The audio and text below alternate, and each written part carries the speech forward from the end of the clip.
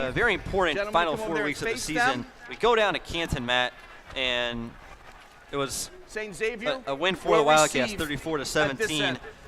Pat Ryan was 13 for 21, but yet again 2 interceptions that kept the Glen Oak Golden Eagles in the game. In the third quarter, Glen Oak was hanging around trying to keep up with the Wildcats. They score a touchdown in the third quarter to pull within a few points, but St. Ignatius, they stood strong and just made sure that they got that win.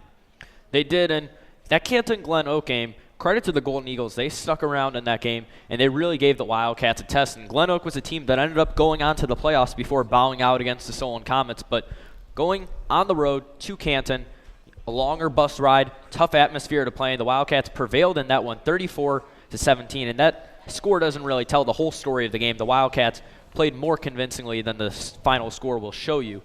But that really set the Wildcats up for those final 3 weeks of the regular season against superb teams in the state of Ohio.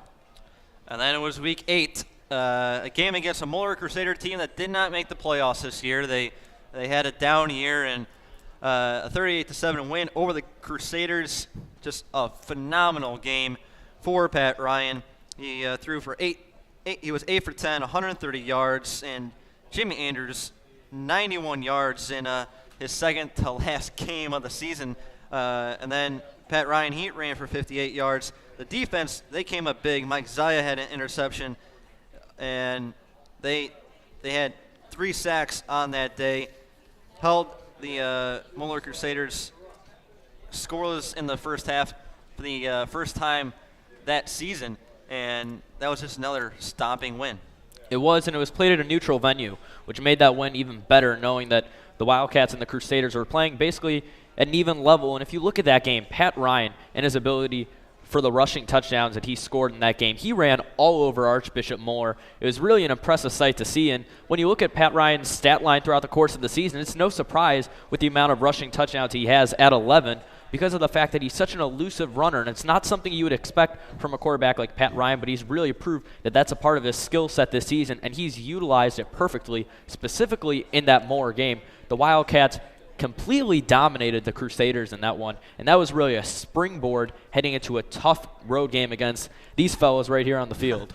And you talked about that, another dominating win for the Wildcats in Week 9, 31-14, and ever since then, a 34-7 win over the Eagles of St. Edward at First Energy Stadium. In regional quarterfinal, another no matchup for the Jackson Polar Bears, 35-0, 31-17, the regional semifinal over Solon.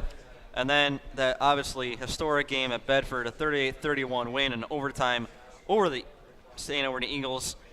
This ball club of the Wildcats, Matt, you mentioned it. It starts with Pat Ryan. He has been 127 for 200 completions, 7 interceptions, which when you look at the games that he threw the interceptions at, only one ended up being those interceptions were a big factor in the ball game. He has thrown for 1,763 yards, 16 touchdowns. And interestingly enough, his best game came against St. Xavier in Week 9. He was 8 for 13, 225 yards, 3 touchdowns. He connected with his receivers so well. Connor Kennedy, Mike Lato, Travis Pott. Pat Ryan, he's been beaten up, but he's just been so accurate and elusive this season. He really has been, Brennan. And if you look at that game, tracing it all the way back to Week 4 against Detroit Catholic Central, Pat Ryan had a very rough game with 4 interceptions, but it really shows a testament to the type of kid and the type of player Pat Ryan is to put that game behind him, learn from his mistakes, and step up when given the opportunity on these big stages to prove that was a fluke, and he really has done that. I mean, you look at playing against the who's who of Ohio football, Archbishop Moeller, St. Edward, St. Xavier. Throughout the playoffs, Pat Ryan has been on his A game, and he has really proved to be one of the best quarterbacks St. Ignatius has produced in a very long time. And obviously we have been a phenomenal running team all season long. Mark Babinski and Dean Stowers, after Jimmy Andrews went down in that Xavier game, they've both been phenomenal. Stowers, he's picking up the slack where Andrews left off in his own way. He's breaking out into huge gains. He's had gains of 47, 59, 43, 53 yards. Talk about Mark Babinski.